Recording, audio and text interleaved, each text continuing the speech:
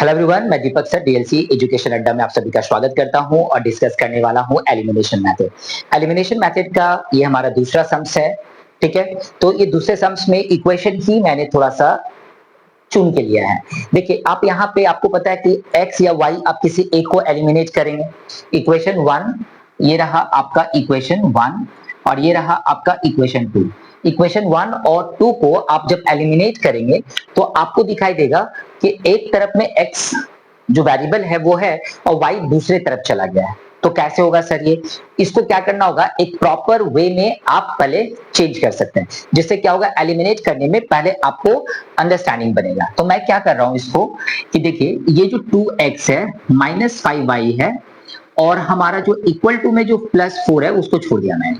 अब क्या कह रहा हूं, यहाँ पे जो 3x है माइनस में 2y है इज इक्वल टू -16 लिख दे रहा हूं। क्या समझ में आया आपको? मैंने क्या किया, एक x और y को मैंने LHS में रखा और बाकी टर्म को मैं उठा के RHS में रख दिया हूं। तो इससे क्या हुआ, x और y को मैं प्रॉपर्ली ऑब्जर्व कर पा रहा हूं।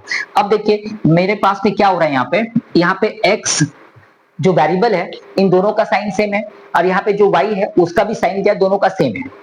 तो आप यहाँ पे ऐड करें या सब्ट्रैक्ट करें, ठीक है ना। आप यदि ऐड करेंगे तो दोनों ऐड हो जाएगा, सब्ट्रैक्ट करेंगे तो कोई काम बन सकता है। अब क्वेश्चन ये है कि मैं किसको एलिमिनेट करूं, तो मैंने आपको बोला है सर आप किसी को भी एलिमिनेट कीजिए, चाहे x चाहे y, जो इजी लगे।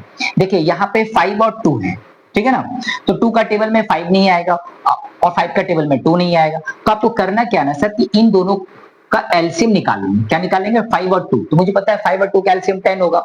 तो 5 का मल्टीप्लिकेशन करेंगे 2 में तो 10 हो जाएगा और 2 का मल्टीप्लिकेशन करेंगे 5 में। अच्छा मैं यहाँ पे बता रहा हूँ कि यहाँ पे जो मैंने इंटू 2 लिखा है ये एलएचएस में भी मल्टीप्लाई होगा और आरएचएस में भी मल्टीप्लाई होगा। सो डोंट फॉरगेट यहाँ पे कि मैंने मल्टीप्लाई 2 लिखा है तो आप समझ लिए कि नहीं इक्वेशन 1 जो मैं यहाँ पे लिख के रखा हूँ इक्वेशन 1, ये जो लिख के रखा हूँ इक्वेशन 2, ये मल्टीप्लाई किस में हो रहा है? ये इक्वेशन में मल्टीप्लाई हो रहा है। तो आपको पता है कि किसी भी इक्वेशन में, है ना, किसी भी इक्वेशन में यदि आप मल्टीप्लाई करते हैं तो एलएचएस में जो मल्टीप्लाई करेंगे आरएचएस में भी वही मल्टीप्लाई करना होगा। डिवाइड करते हैं तो एलएचएस में डिवाइड करेंगे तो आरएचएस में भी डिवाइड करना होगा। यदि आप प्लस करते हैं तो आपको एलएचएस में जो प्लस किया आपने आरएचएस में भी आप वही प्लस करेंगे, ठीक है ना। तो ये प्रोसेस आपको मालूम होगा। चलिए अब क्या करते हैं, मल्टीप्लाई करते हैं। अब देखिए 2 2 is 4x और 2 5 is 10y और 2 4 is 8।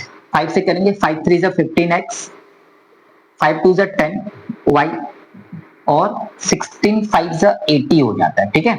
चलिए देखिए मैंने मल्टीप्लाई किया। अब मैं बता दूं आपको, ये 5 का मल्टीप्लिकेशन, ये जो 2 है इस 2 का मल्टीप्लिकेशन एलएचएस में भी हुआ है। तो 2 2 is 4x और 2 5 is 10y, 2 4 is 8।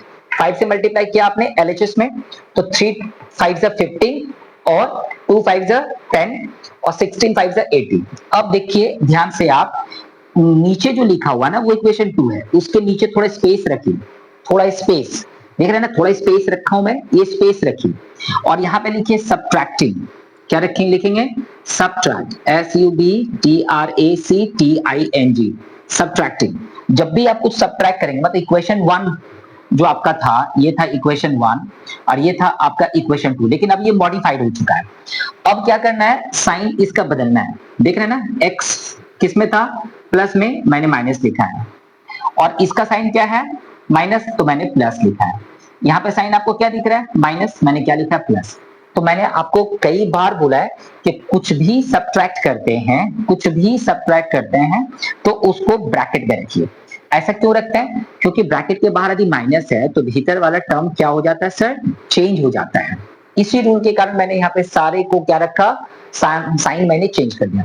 अब देखेंगे ध्यान से, एलएचएस को यदि आप देखेंगे, सॉरी आरएचएस को यदि आप देखेंगे तो ये पहले से प्लस में, अब ये माइनस नहीं रहा, अब ये प्लस हो चुका है तो 88 हो गया, क्योंकि दोनों का साइन सेम है तो आप ऐड करेंगे।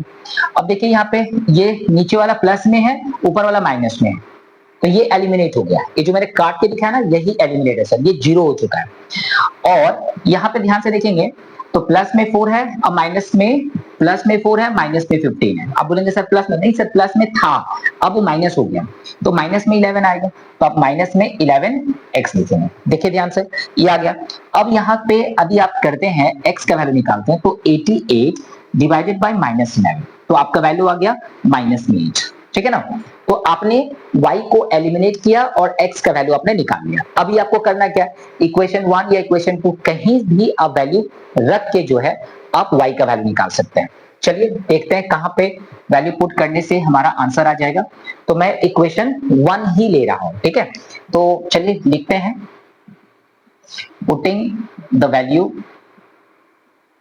ऑफ x इन इक्वेशन 1, है ना। Putting the value of x in equation 1, तो हमारा क्या है sir, 2x is equal to 5y plus 4। तो 2 इंटू x का वैल्यू आप कितना लिखने वाले हैं, -11।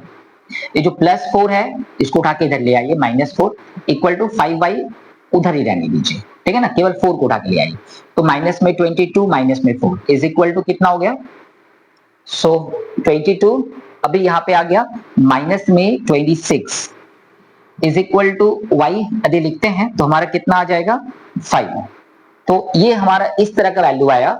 तो इस तरह का वैल्यू आया, हमारा राइट है या रॉन्ग है ये हमको कैसे पता चलेगा। तो एक बार चलिए इक्वेशन को एक बार दोबारा देख लेते हैं, कहीं कुछ गलती तो नहीं कर दिया हमने।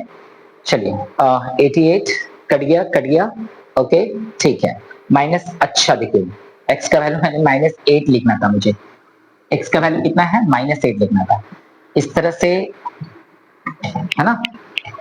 माइनस में हो गया सर 8 टू 16, माइनस में 4 is equal to 5y, so minus में 20 इज इक्वल टू 5y।